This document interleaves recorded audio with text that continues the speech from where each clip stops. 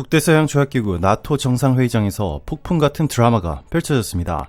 이재명 대통령이 불참을 선언하자마자 일본과 미국이 잇따라 발을 빼면서 이 전 세계 외교전이 순식간에 이재명 중심으로 재편되었습니다. 애초 트럼프 대통령이 주도하려던 이 미국 IP4 회동은 지도자들의 줄줄이 불참으로 급속히 무산되었고, 이 남은 것은 나토 사무총장과 뉴질랜드 총리 그리고 각국 대표단이 참석하는 격화된 회의뿐입니다. 외교 무대의 풍향계가 하루아침에 뒤바뀐 결정적 변수는 바로 이재명 대통령의 단호한 한마디였습니다. 이재명 대통령은 이 무의미한 형식적 회담에 시간 낭비하지 않겠다라고 일갈했습니다. 이 발언은 단숨에 국제뉴스 헤드라인을 장악했습니다. 일본의 이시바 시게루 총리는 곧바로 한국이 빠진 자리에 일본만 흉내낼 순 없다라고 발표했습니다. 트럼프 대통령 역시 불참 입장을 표명하며 회동 동력을 잃었습니다. 의정과 체면에 집착하던 구태 외교는 이재명 대통령 앞에서 허망하게 무너졌습니다. 이 세계는 이재명 변수가 나토의 틀마저 흔드는 순간을 실시간으로 목격했습니다. 워싱턴 정계는 충격에 빠졌습니다. 트럼프 2기 행정부의 인태 구상 핵심 축이었던 IP4 회담이 무산되자 미 의회 보좌진들 사이에서는 이재명 대통령이 새로운 게임 체인저라는 평가가 쏟아졌습니다. 백악관 고위 관계자들은 한국을 빼고는 다자안보 구상 자체가 설 자리 있는다라는 속내를 드러냈습니다. 도쿄 외무성은 서울의 결단이 도미노 효과를 일으켰다라며 허탈함을 감추지 못했습니다. 한편 브뤼셀 나토 본부 복도는 술렁였습니다. 회동 격화 소식이 전해지자 각국 외교관들은 이재명 대통령이 실용 외교의 주도권을 완전히 장악했다라고 입을 모았습니다. 레인와 취리히 연방공대 연구진은 공동 보고서를 통해 이재명 리더십 부재가 나토 인태 연결고리를 일거에 끊어냈다라고 분석했습니다. 미국과 일본이 한국의 결단을 따라가는 듯한 모양새는 국제 외교사의 유례없는 반전입니다. 이재명 대통령은 전쟁 위기 해소와 실질적 국익을 우선하는 실용 노선을 고수했습니다. 그는 쇼윈도 외교가 아닌 행동하는 연합이 필요하다는 메시지를 던졌습니다. 이 한 문장은 형식만 남은 회동의 실체를 꿰뚫었습니다. 나토 내부에서도 정상 간 사진 촬영보다 실질 성과가 중요하다라는 자성의 목소리가 터져나왔습니다. 이재명 대통령은 참석 대신 우크라이나와 이란 전황, 북한 핵 문제 등을 원격 브리핑으로 직접 점검하겠다고 밝혔습니다. 자리를 비우면서도 실질 의제는 놓치지 않는 치밀한 전략가 면모입니다. 중국 관영 매체는 미일이 한국의 선택에 끌려다녔다라며 긴장된 시선을 보냈습니다.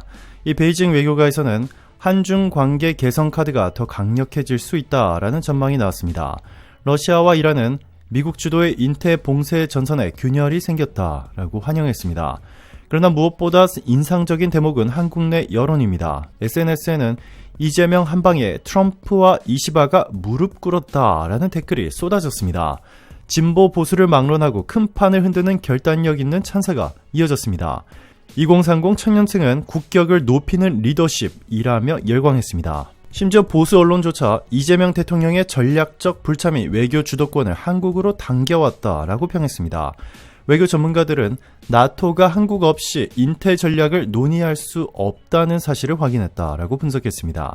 G20 의장국 인도 측 고위 관료는 서울이 빠지면 인태 협력이 반토막 난다라고 우려했습니다. 이재명 대통령은 다음 행보로 서울 태평양 파트너십 구상을 준비 중입니다. 그는 의미 없는 선언보다 실질 공조를 구축하겠다라는 방침을 재확인했습니다. 청와대 관계자는 동맹은 신뢰로 완성되며 그 신뢰는 결과로 증명된다라고 설명했습니다. 서울은 이미 뉴질랜드와 기술 기후 협력을, 호주와 히토류 공급망 강화를 추진 중입니다. 미국과 일본이 동참하려면 실질적 양보안을 가져와야 하는 상황입니다. 결국 이번 사태는 외교 구도는 고정되어 있지 않다라는 진리를 다시 한번 증명했습니다. 이재명 대통령은 참석하지 않음으로써 존재감을 극대화했습니다.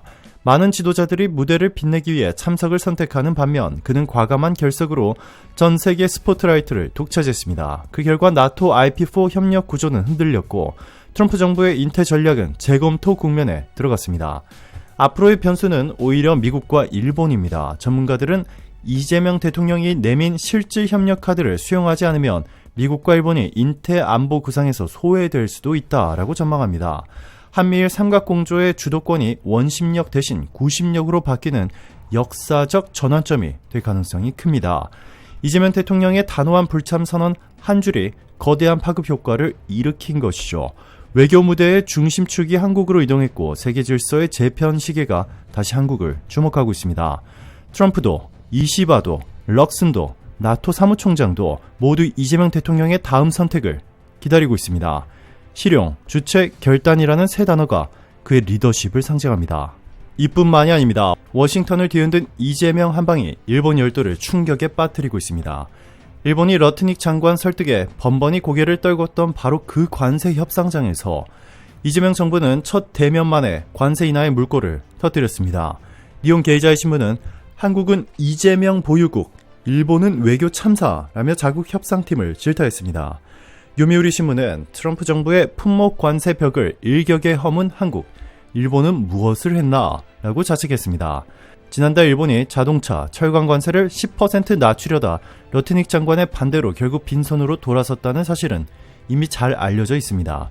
그런데 여한구 통상교섭본부장이 단숨에 러트닉의 마음을 돌리자 일본 외무성 내부는 한국은 따라잡을 수 없다라는 패닉 상태에 빠졌습니다.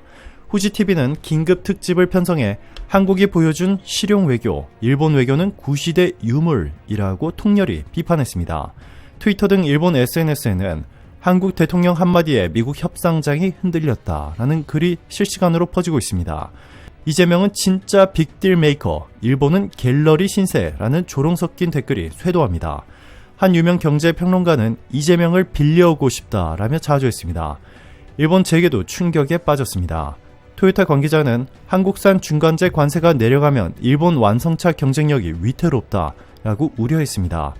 닛산 고위 임원은 한국 정부 로비력이 숫자만의 게임이 아님을 깨달았다면서 외교 구조조정이 시급하다라고 토로했습니다. 서울 광화문 광장에서 시민들은 이재명이라 가능했다라며 즉석에서 축하 현수막을 내걸었습니다. 외교 전문가들은 이번 성과는 단순한 관세 감축이 아니라 한국이 글로벌 협상 주도권을 쥐었다는 선언이라고 평가했습니다. 일본 언론은 이를 이재명 쇼크라고 명명했습니다. 아사히는 러트닉이라는 철벽을 뚫은 이재명 리더십 앞에서 일본 외교는 설 자리를 잃었다라고 보도했습니다. NHK는 한국이 한미일 삼각구도에서 실질적 맏형이 됐다라고 논평했습니다. 한국과 나란히 협상 테이블에 앉으면 일본은 그림자 신세라는 혹평도 이어졌습니다. 결국 관세 협상은 물론 인도, 태평양 공급망 전략까지 한국 중심으로 재편되는 모양새입니다. 도쿄 정치권에서는 한국과의 간극을 줄이기 위해 백지 상태의 통상 로드맵을 다시 짜야 한다라는 목소리가 커지고 있습니다.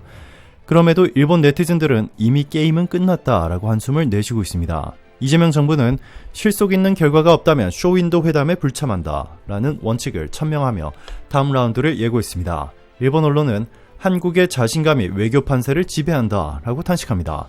이재명 보유국, 한국이 국제 무대에서 보여준 압도적 존재감의 열도가 뜨겁게 달아오르고 있습니다. 이것이 끝이 아닙니다. 뉴욕타임스는 한국은 이재명 대통령 덕분에 국가 운영 방식이 22세기급으로 점프했다라며 새 과기정통부 장관으로 LG AI 연구원장을 지명한 결단은 혁명적 인사실험이라 평가했습니다. 가디언은 기업 R&D 현장을 통째로 정부 회의실로 옮겨온 파격이라며 영국 내각이 배워야 할 민관 융합 모델이라고 보도했습니다. 워싱턴 포스트는 AI 강국 도약 속도전에 이 스로틀을 끝까지 밀어붙이는 리더십이라고 논평했습니다. CNN은 대통령 집무실을 실리콘밸리 스타트업처럼 바꿔버렸다면서 이 하정우 수석, 한성숙 장관 후보자까지 잇따라 발탁된 배경에 주목했습니다. 블룸버그는 규제보다 혁신을 먼저 아는 내각이라며 투자자들이 한국 AI 생태계로 몰려드는 결정적 신호탄이라 분석했습니다. 르몽드는 관료주의 장벽을 해체하고 현장 전문가에게 국정을 맡긴 첫 사례라고 극찬했습니다. 더 놀라운 것은 국민 사소함입니다. BBC는 청와대가 아니라 인터넷 브라우저가 곧 대통령 집무 공간이 됐다라고 전했습니다. 슈피겔은 국민이 질문하고 대통령이 직접 답하는 실시간 민주주의라며 독일 정치는 이제 뒤처졌다라고 자성했습니다. 니온 게이자의 신문은 한국은 이재명 보유국이라며 일본이 갈 길은 갈수록 멀어졌다라고 탄식했습니다. 테크런치는 개발자들이 기터브에 이슈를 올리듯 대통령에게 정책 아이디어를 올린다라고 소개했습니다. 와이어드는 이재명 대통령은 GPT, 시대형 리더십의 표준을 세우고 있다라면서 정책과 코드의 경계를 지운다라고 평했습니다. 알자지라는 민주주의의 새 프로토콜을 한국이 배포했다라고 보도했는데요.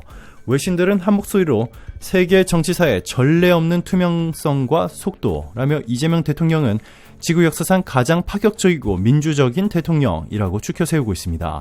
한국발 이재명 혁신이 글로벌 거버넌스 패러다임을 근본부터 뒤흔들고 있습니다. 오늘도 감사합니다. 최고로 멋진 하루 보내시길 바랄게요.